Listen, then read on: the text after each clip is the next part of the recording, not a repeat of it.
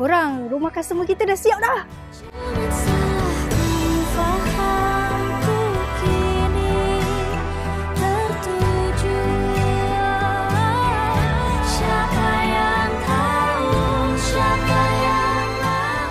Korang bersama saya daripada UJC dan korang nak tahu tak sekarang ni saya berada di Kampung Aitamua.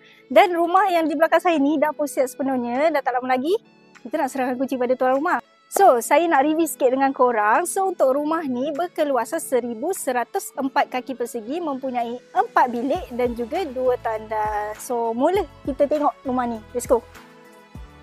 So, ini adalah bahagian koridor. Untuk koridor ni berukuran 4x11 kaki. Dan di bahagian koridor ni kita berikan mozaik besar 1x2 kaki. So korang, saya nak bagi tahu di bahagian luar rumah kita gunakan cat kali swatcher dan kita berikan 2 jenis tone color iaitu Sweet Escape dan juga Grey Escape. So korang, untuk rumah ni kita gunakan pintu safety door iaitu pintu 1 daun setengah. Tada! Dan ini adalah bahagian ruang tamu. So untuk ruang tamu ni berukuran 14x11 kaki.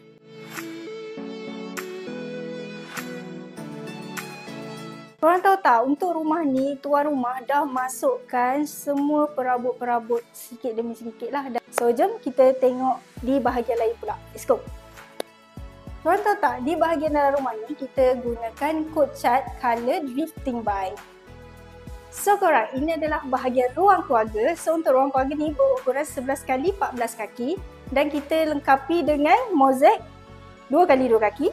Dan juga shielding plaster, aksesoris, lampu dan juga kipas. Okey korang, so ini adalah bahagian master bedroom. Untuk master bedroom ni berukuran 18x10 kaki dan kita berikan mozaik yang sama ukurannya 2x2 kaki dan kita berikan aksesoris, lampu dan kipas dan juga tingkap aluminium. Dan di dalam master bedroom ni kita ada satu tandas. So untuk tandas ni, ini adalah tandas cangkung.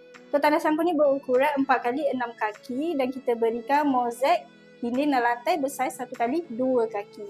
So korang, kita tengok bilik yang kedua. Untuk bilik yang kedua ni ukuran 11x10 kaki dan kita ada bilik yang ketiga juga. Untuk yang bilik ketiga ni sama juga ukurannya 11x10 kaki. So ini adalah bilik yang keempat. So untuk bilik keempat ni berukuran 10x9 kaki.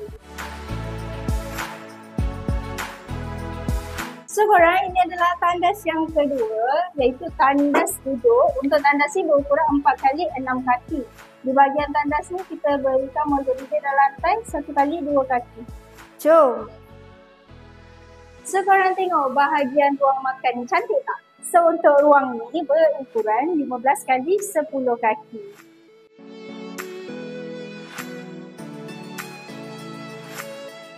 So korang, ini adalah bahagian dapur. Untuk bahagian dapur ni berukuran 7x10 kaki dan kita berikan tabletop yang berukuran 9 kaki dan kita ada mozaik lantai yang berukuran 16 inci.